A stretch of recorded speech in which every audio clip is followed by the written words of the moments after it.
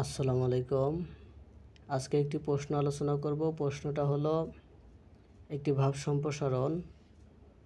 জ্ঞান যেখানে সীমাবদ্ধ, বুদ্ধি সেখানে আড়ষ্ট, মুক্তি সেখানে অসম্ভব। এই ভাব সম্প্রসারণটি ৪৫তম বিসিএস পরীক্ষায় বাংলায় এসেছিল। এই ভাব সম্প্রসারণের মার্ক ছিল ২০০ মার্কের ভিতরে ২০ মার্ক। ২০ মার্কের জন্য এসেছিল। উত্তর পড়ছি, শুরু করছি।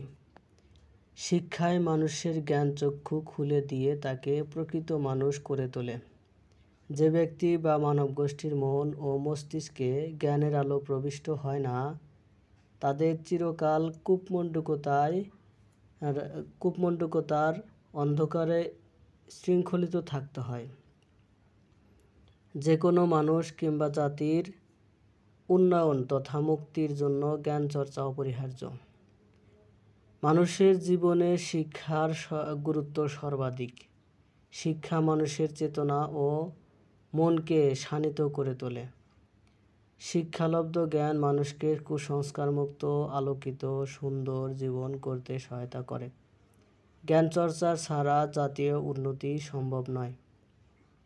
আজকের পৃথিবীর দিকে তাকালে আমরা দেখতে পাই যে জাতি যতটা শিক্ষিত, তাদের জ্ঞানচর্চার অঙ্গন যতটা উন্মুক্ত, সে জাতি পৃথিবীতে ততটা সম্মান সহকারে প্রতিষ্ঠা লাভ করেছে।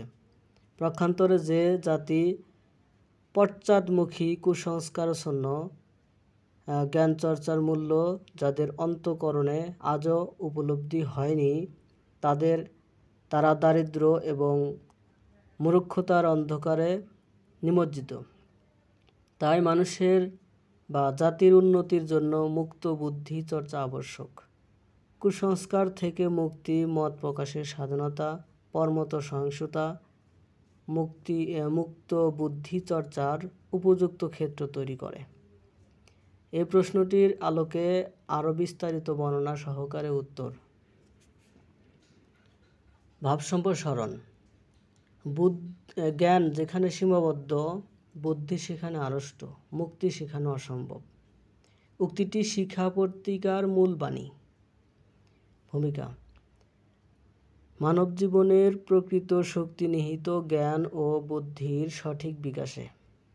জ্ঞান মানুষকে অন্ধকার থেকে আলোয় নিয়ে আসে, আর বুদ্ধি শেখায় যে জ্ঞানকে জীবনের প্রয়োগে ব্যবহার করতে।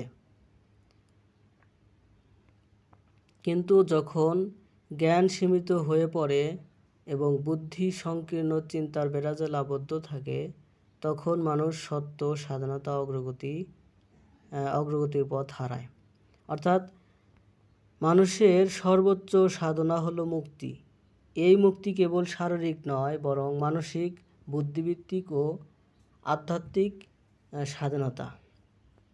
শিক্ষাপত্রিকার এই অমর বাণীতে সেই চেতনার প্রতিধ্বনি শোনা যায় যেখানে মানুষের জ্ঞান সীমাবদ্ধ, অর্থাৎ অন্ধকারে সীমাবদ্ধ, এবং যেখানে বুদ্ধি আড়ষ্ট, অর্থাৎ চিন্তা শক্তি ভয় বা প্রথার বাঁধনে আবদ্ধ, সেখানে মানুষের মুক্তি অসম্ভব হয়ে পড়ে। কারণ মুক্তি মানে মুক্ত চিন্তা, জ্ঞান ও বুদ্ধির বিকাশ ছাড়া সম্ভব নয়। মূল ব্যাখ্যা: জ্ঞান হলো আলোর প্রতীক। জ্ঞান মানে কেবল বইপত্রের জ্ঞান নয়, বরং অভিজ্ঞতা, যুক্তি ও সত্যকে উপলব্ধি করার ক্ষমতা। জ্ঞান মানুষকে অন্ধবিশ্বাস ও কুসংস্কারের অন্ধকার থেকে মুক্তি দেয়। আর বুদ্ধি হলো সেই শক্তি যা মানুষকে যুক্তি ও বিবেচনা প্রয়োগ করে সত্যকে উপলব্ধি করতে শেখায়। কিন্তু যখন জ্ঞানের পরিসর সংকীর্ণ হয় এবং বুদ্ধি ধর্মীয় গোঁড়ামি, প্রথা বা ভয়ের কারণে জ্ঞান ও বুদ্ধি উভয়ই আড়ষ্ট হয়ে পড়ে, তখন মানুষের মধ্যে সৃষ্টি হয় অন্ধ অনুসারিতা ও মানসিক দাসত্ব। এমন অবস্থায় মানসিক মুক্তি বা সভ্যতার অগ্রগতি কোনোভাবে সম্ভব নয়। যে সমাজে প্রশ্ন করা নিষিদ্ধ, যুক্তি প্রয়োগকে অবমাননা করা হয়, সেই সমাজ ধীরে ধীরে স্থবির হয়ে পড়ে, অগ্রগতি থেমে যায়, মুক্তি হয় অধরা, ধরার বাইরে। অতএব প্রকৃত স্বাধীনতা মানে শুধু শাসকের হাতে মুক্তি নয়, বরং অভিজ্ঞতার শৃঙ্খল ভেঙে জ্ঞান ও বুদ্ধির আলোয় নিজেকে উন্মুক্ত করা। ঐতিহাসিক উদাহরণ: মানব ইতিহাসে বহু যুগে জ্ঞানের সীমাবদ্ধতা ও বুদ্ধি আড়ষ্টতা মানব জাতিকে গভীর অন্ধকারে নিমজ্জিত করেছে। মধ্যযুগের ইউরোপ। একসময় ইউরোপে অন্ধবিশ্বাস ও গোঁড়ামির অন্ধকারে নিমজ্জিত ছিল। যখন ধর্মগুরুদের অন্ধ বিশ্বাসের কারণে বিজ্ঞানকে দমন করা হচ্ছিল, তখন মানুষের চিন্তা ও অনুসন্ধান থেকে বঞ্চিত ছিল। মানুষ বিজ্ঞান ও যুক্তির চর্চা করতে ভয় পেত, কারণ চার্চের নিয়ন্ত্রণ ছিল সর্বত্র। কিন্তু যখন রেনেসাঁস বা নবজাগরণের সূচনা হলো, মানুষ আবার চিন্তা করতে, প্রশ্ন করতে ও সত্য অনুসন্ধান বা সন্ধান করতে শিখল। গ্যালিলিও পৃথিবী সূর্যের চারদিকে ঘুরে এই সত্য উচ্চারণের কারণে কারাগারে বন্দী হয়েছিলেন। এই ঘটনাটি প্রমাণ করে যে চিন্তার স্বাধীনতা নেই। এই ঘটনাই প্রমাণ করে যে যেখানে চিন্তার স্বাধীনতা নেই, সেখানে মানব মুক্তি নেই। ভারতীয় সমাজে একসময় কুসংস্কার, জাতপাত, নারীর অবমাননা ও ধর্মীয় গোঁড়ামি সমাজকে স্তব্ধ করে রেখেছিল। কিন্তু রাজা রামমোহন রায়, ঈশ্বরচন্দ্র বিদ্যাসাগর, স্বামী বিবেকানন্দ প্রমুখ মনীষীরা মুক্ত চিন্তা ও যুক্তির আলো জ্বালিয়ে সমাজকে জাগিয়ে তুলেছিল।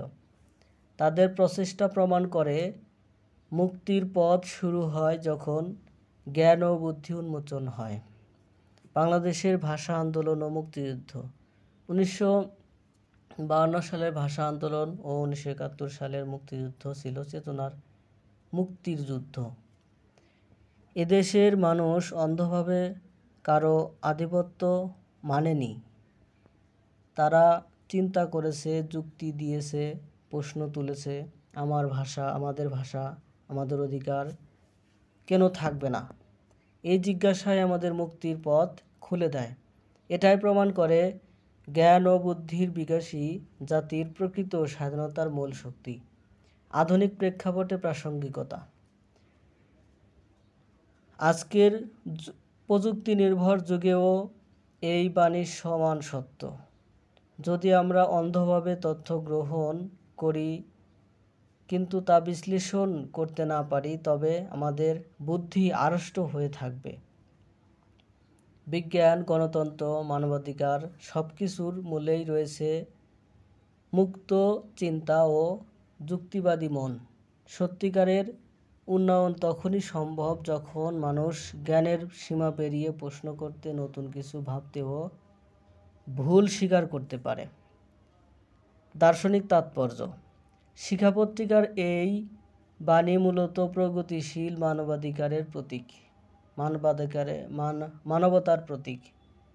মানবতাবাদের প্রতীক। এটি আমাদের শেখায় মুক্তি মানে রাজনীতিক শাসন মুক্তি নয়। মুক্তি মানে মনের মুক্তি, চিন্তার স্বাধীনতা এবং যুক্তিনিষ্ঠা জীবনের স্বাধীনতা। যখন জ্ঞানের পথ বন্ধ হয়, তখন জন্ম নেয় কুসংস্কার, ভয় ও সহিংসতা। কিন্তু যেখানে মানুষ প্রশ্ন করতে শেখে, যুক্তি দিয়ে চিন্তা করে এবং জ্ঞানের আলোয় সত্যকে গ্রহণ করে, সেই সমাজেই প্রকৃত মুক্তি প্রতিষ্ঠিত হয়। উপসংহার। অতএব বলা যায়, জ্ঞান ও বুদ্ধি এই দুইয়ের সুষম বিকাশ ছাড়া মুক্তি কোনোদিনই অর্জন করা যায় না। যে সমাজে মানুষ প্রশ্ন করতে ভয় পায়, যুক্তিকে অবদমিত করে, সেখানে অন্ধকারের রাজত্ব প্রতিষ্ঠিত হয়। কিন্তু যেখানে জ্ঞান বিস্তৃত, বুদ্ধি উদার ও চিন্তা মুক্ত, সেখানে সত্যিকারের মানবিক মুক্তি সম্ভব।